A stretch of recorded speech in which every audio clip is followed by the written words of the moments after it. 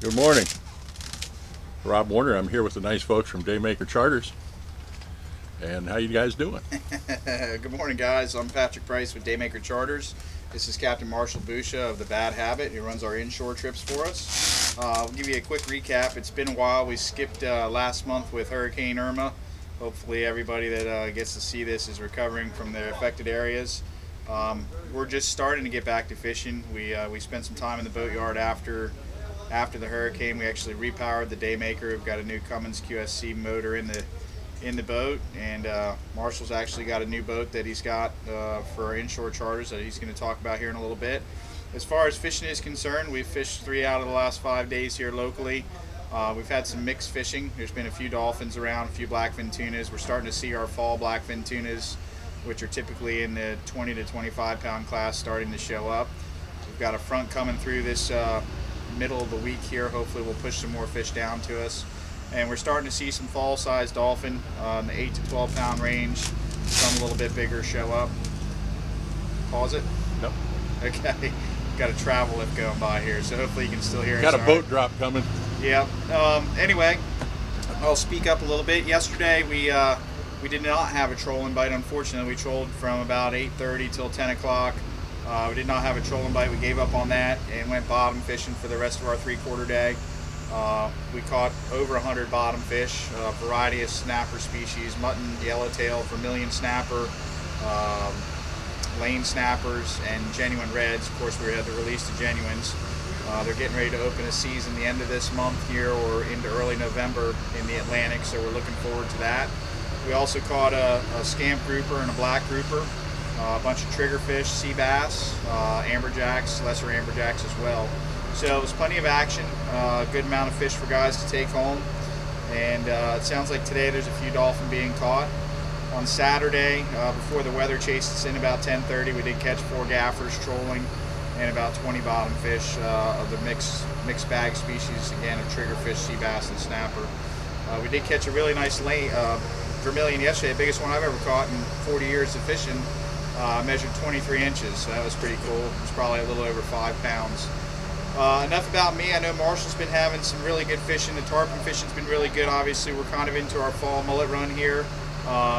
He's been putting 3 to 7 tarpon in the air a trip. There's been plenty of big snook around. October and November are a great time of year to catch really, really big snooks. One of the things that Stewart and Jensen Beach area are most famous for is the size of the snook that we catch here on the east coast of Florida. We see a lot of fish over 40 inches. So if you have a bucket list to catch a big snook or a big tarpon, this is certainly a great time of year to do it and come and be a part of the mullet run. It's exciting fishing. There's literally mullet everywhere that you can walk on them. Marshall's going to fill you in a little bit on his new boat that he just got, which is plenty roomy for the maximum number of 4 people that we take and a couple different trips that he offers. As far as the upcoming season for the next couple months, real quick before I pass it over, we're going to kick off our sailfish season here. Our tournaments start late November and run through January. That's timed with the peak of the winter migration for sailfish, and then with that comes the dolphin and the blackfin tuna. So if you're looking to catch any of that stuff, give us a call. We'll try to get you out on one of our offshore boats or fishing in the river with Marshall. Go ahead, bud. Good morning, Marshall. Morning. Welcome. Thanks. So a little bit about the new boat. We just got a 23 Parker Big Bay, which is a little wider and has a little higher gunnels than the old 22 Pathfinder that we had. It's got a new side scan sonar on it. It's the HDS9 by Lowrance, so we can see fish up to 200 feet on either side of the boat.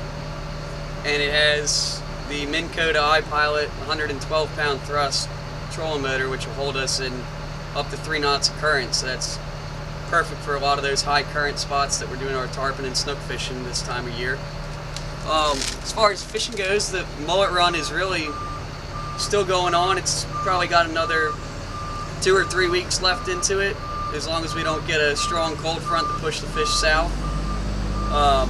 With the mullet run, we can expect to catch tarpons and snook, jacks. Our trips over the last couple weeks have produced lots of tarpons. You know, like Pat was saying, anywhere from 3 to 5 or 3 to 7 in the air. I believe yesterday and the day before we were 3 for 5 one afternoon, and then 2 for 4 the other afternoon and had a couple other fish blow up on a bait and just miss them. As far as the next couple months of fishing goes, once the mullets leave here in a couple weeks or so, we'll still have very good snook fishing. The tarpon fishing will kind of go away with the mullets, but they'll be replaced by pompanos. Our pompanos start coming in mid-November, and same thing with the Spanish mackerels, which it's a fun and exciting trip, especially if you have kids. It's a fish really every cast a lot of times when we're fishing for them. And on the calm days, if we can get some live bait, we'll run offshore and rub elbows with Pat here and try to catch a couple sails as well in the next few months. And it's really about it as far as the inshore goes. Just a quick question on the snook.